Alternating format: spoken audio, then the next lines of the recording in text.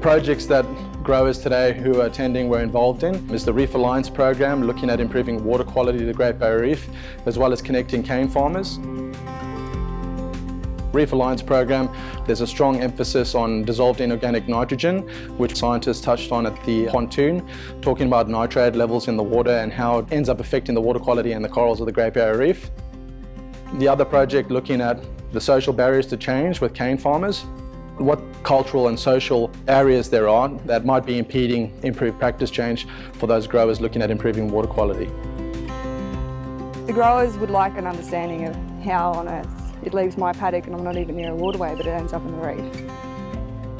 I love the reef. I go dive in the reef all the time and fish in the reef and enjoy the reef. Yeah, and I know none of us want to see it dead.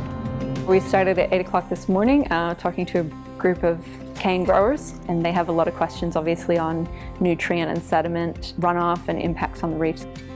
Actions on land obviously flow into the rivers and then out into the inshore parts of the Great Barrier Reef. Sediment loads, nutrient loads eventually end up in the reef. We're looking at the condition and the trend of water quality at those sites to see how water quality is changing and if it's improving or declining over time.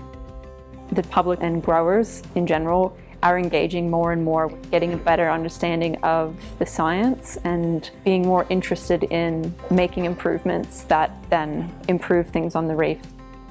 It's always great to talk to growers and hear their perspectives.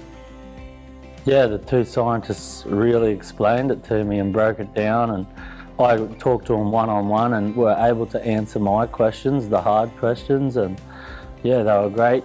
And I got my head around it. By the end of the day, I knew exactly what we were and weren't doing.